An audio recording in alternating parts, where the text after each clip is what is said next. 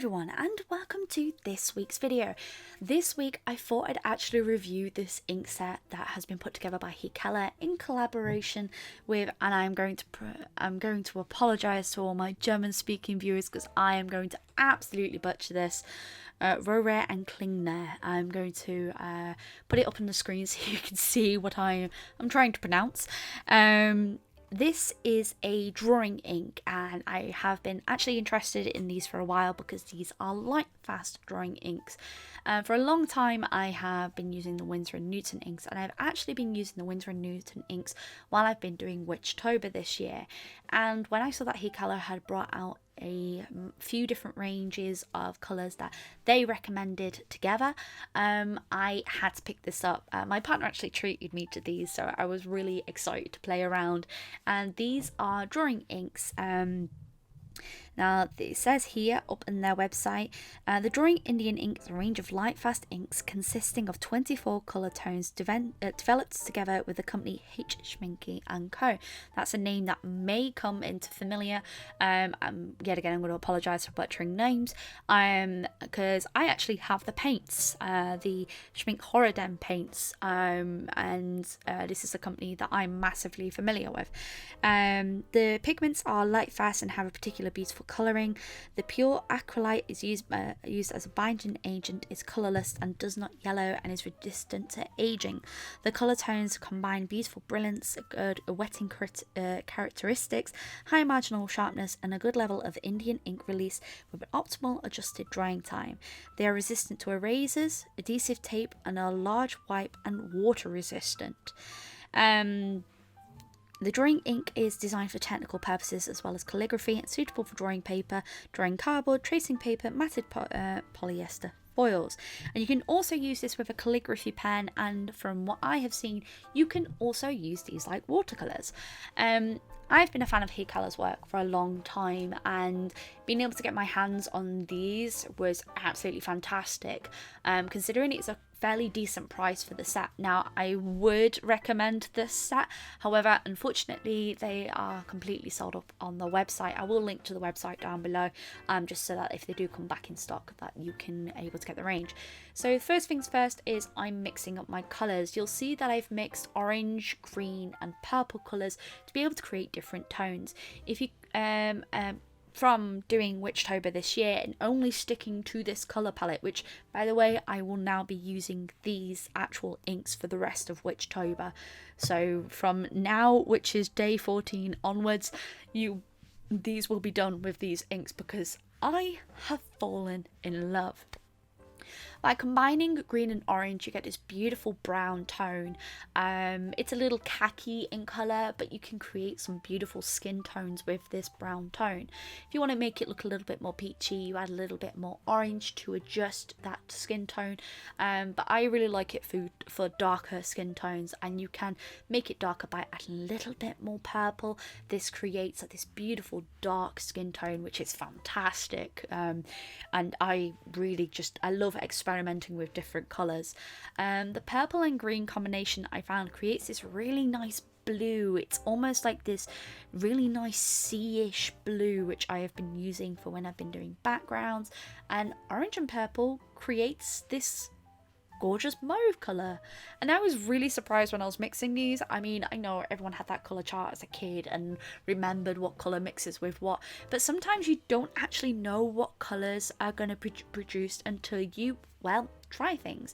When I'm using markers, the colours behave very differently, and the same happens when I'm using watercolours, and of course when I'm using gouache as well. Everything behaves so differently.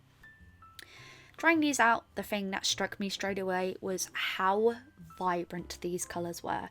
Now, I'm using very little water at this point, and it behaves all sort of the way in the same way as the calligraphy ink does as well. Whereas the more water you add and the more texture that you build on top, after a bit, unfortunately, the colours do become muddy, but it creates this gorgeous texture. Which is something that I really have liked and disliked about doing my Witchtober this year. When I do my Witchtober like show off of whatever thing I've done for Witchtober, which will be in the first month of November, where I show everything that I've done for Witchtober, I'm going to talk about my likes and dislikes of using drawing ink as a watercolor tool. It's something to do with the way that these inks are created. Now, I'm not massively clued up on how each and every single ink is created, because if I was, I'd be an ink scientist. But from my understanding, it's to do with the bonding agents that are within the ink itself. From the little bit of research that I have done in trying to understand how these inks behave, in particular with Indian ink, you can see where the colours separate and create this really interesting texture. And this can happen with a lot of different styles of inks. And it is something that I do highly recommend anyone try out. It can create this interesting texture within your work. Now, these are Lightfast, which is absolutely fantastic. So that means that you could hang this up in your house. And I would always recommend, when you're hanging up a piece of art up in your house anyway, to make sure that it's got some UV protection in the glass frame or something, because it doesn't matter what, unfortunately, UV lighting does fade art over time. It doesn't matter what medium you use. You can use the best and most expensive art materials. It does degrade over time. It's just a matter of age. It can happen. But Lightfast materials can help create this, a lasting effect. These are expensive, I am not going to lie.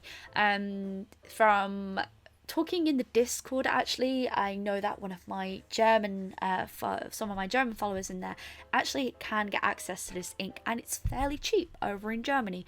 Over in the UK, unfortunately, from what I've seen, even on Amazon, these can range anything from £7 up to £25 a bottle. So technically, me getting this was a deal.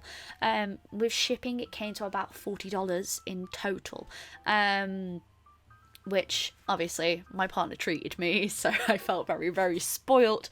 But it was just like, that's a lot of money to spend on free inks.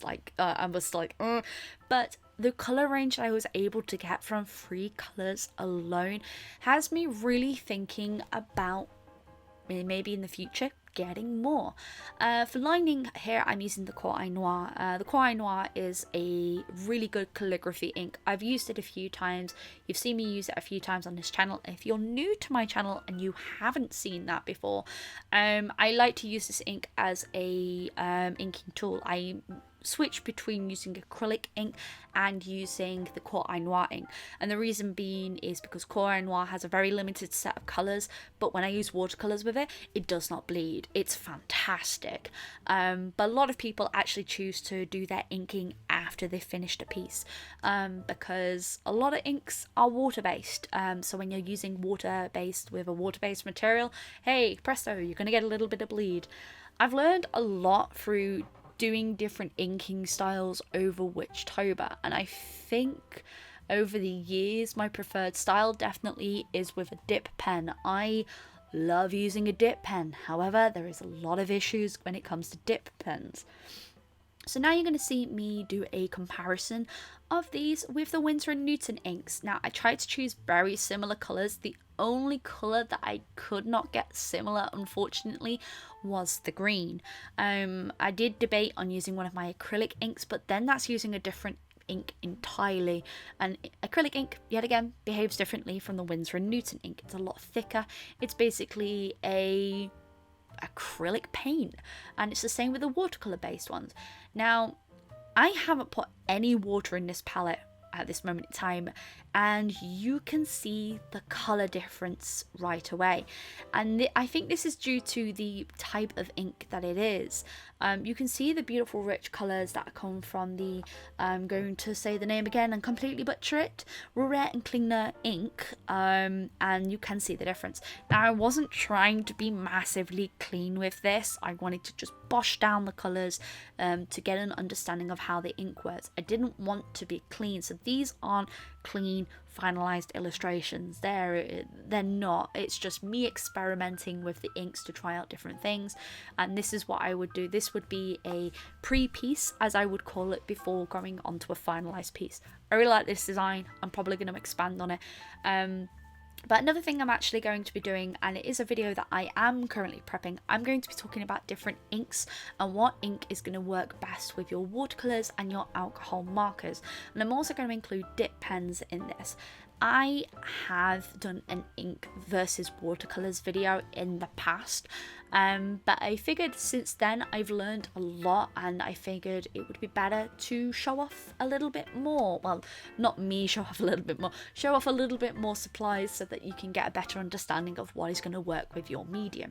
If you are interested in this video and you have never seen my videos before, welcome to the channel. I try and give off a lot of information as I learn along my art journey. And if you want to join us, feel free to bring out new videos every single Thursday. Streams are currently on a hiatus due to some personal issues, but after that's all over, streams will be back up and again every Sunday. But I just love drawing, what can I say? And we also do have a Discord in which we do voting on future videos and talk about content, as well as we mainly talk about memes on there. I think at the moment there's just ducks everywhere, and ducks are great. I love ducks. You can see from here, like, even with me just washing down colours, the colour is a lot less saturated and opaque with this. And like I said, I've barely used any water at this point. I'm not using a lot of water because I want to try and get the same amount of comparison, but the colours just aren't as rich. Now, I've been having a massive problem throughout Witchtober, which I'm going to talk about more in depth when it comes to the actual talk through of everything that I've done through Witchtober and what I learned and what I did, you know, what I liked and disliked and blah blah blah. You get the drift. The one thing that I find that I really disliked is how quickly my colours muddy, and this is just because of the nature of painting with inks. The best thing I can actually compare to painting with these style inks is painting with watercolor inks. And here is the two final illustrations. So using these two, you can see the massive difference between them, and there is a price difference as well. Winsor and Newton ink goes from anything to about £3 to £5 per unit, whereas these, depending on where you get them from, the Rohrer&Klingner, I can imagine everyone's cringing right now, they do behave very differently. You can see the shine that happens when you aren't using these inks, and that is just because it is not meant to be used with watercolors. It's just an experimentation, but you can see it has this like sort of glossy sheen of when you've oversaturated a lot of areas, and you can see like the texture, the pickled paper almost. I have used watercolor paper here because, hey, I'm using watercolor inks like watercolors, it happens. And this is with the Rohrer&Klingner, and you can see like you do get like that sort of speckled effect with the paint, but not as much. As for glossiness, where is she? The only thing that's glossy on here is the liner, and that has been done with the Koh-I-Nor ink, and that's just because it's a calligraphy based ink. Both very different in sort of behaviors. They look very similar from a standard point of view, but they behave so different. And the best thing I can compare them to is the watercolor inks, which I've used a few times. I've done a few videos on it, and they're both very bright and very vibrant, but they behave very differently. And if you want a comparison of these two inks, let me know in the comments section down below. I could go on and talk about inks forever, but I really hope you have enjoyed this video. It's been an absolute delight. I really enjoyed playing with these inks, and I can't wait to play with them even more.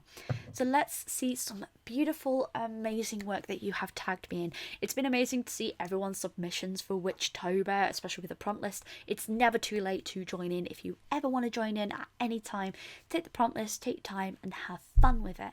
I hope you all have a wonderful day. Keep drawing, and as always, folks, stay creative.